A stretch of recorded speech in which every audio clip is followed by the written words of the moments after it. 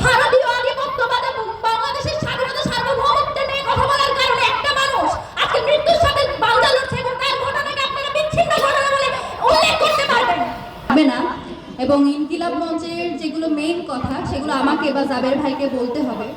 আমরা সারা জীবন ওসমান ভাইকে পেছন থেকে সাহায্য করেছি, পাশে থেকেছি, কিন্তু সবসময় আমাদের শক্তির জায়গা, আমাদের যে সাহসের জায়গা সেটা সবসময় ওসমান ভাই ছিল, ওসমান ভাই আছে, ওসমান ভাই থাকবে। আমাদের আজকে এখানে এসে যখন আমরা কথা বলছি,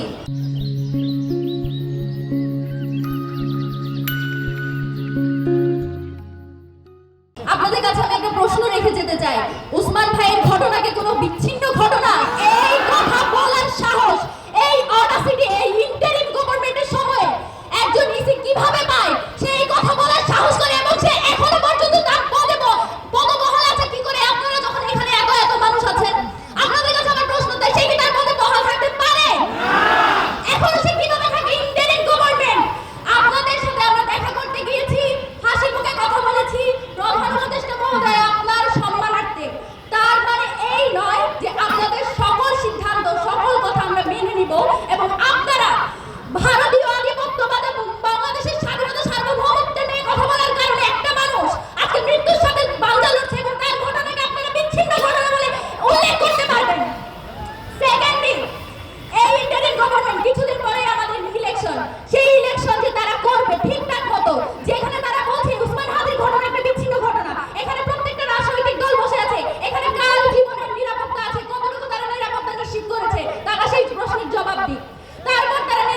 তারপর তারা বলুক যে এই ইলেকশন আমরা চাই এবং এই ইলেকশন হবে, আমাদের যে ভোট বিপ্লব সেটা হবে আওয়ামী লীগের সবচেয়ে বড় পরাজয়। সেই পরাজয় নিশ্চিত করার আগে আমাদের নিরাপত্তা, এখানে যে সকল রাজনৈতিক দল আছে তাদের নিরাপত্তার জন্য আপনারা কি করেছেন সেটা আমাদেরকে চাক্ষুষভাবে দেখাবেন।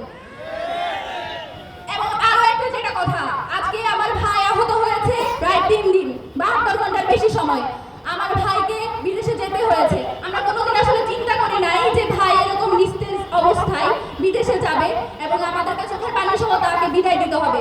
আমাদের আশ্বাস, আমাদের বিশ্বাস ছিল যে ভাই রাষ্ট্রীয় সফরে এমপি হওয়ার পরে বিদেশে যাবে, আমরা তাদের কাছে বিভিন্ন জিনিস উপহার আনার জন্য তার কাছে আমরা হাসি মুখে চাইতাম। আজকে আমার ভাইকে এভাবে বিদায় দিতে হয়েছে।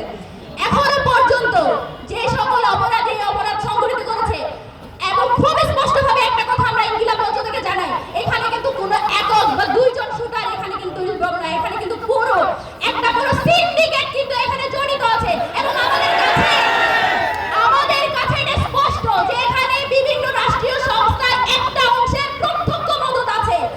সেই মদত কারা দিয়েছে, কারা এখনো বিপ্লবী সরকার, যে বিপ্লবী সরকার ইন্টারিম সরকার, সেখানে বসে এখনো কারা হাসিনার পারপাস সার্ভ করে, সেটা আমাদের কাছে স্পষ্ট করতে হবে।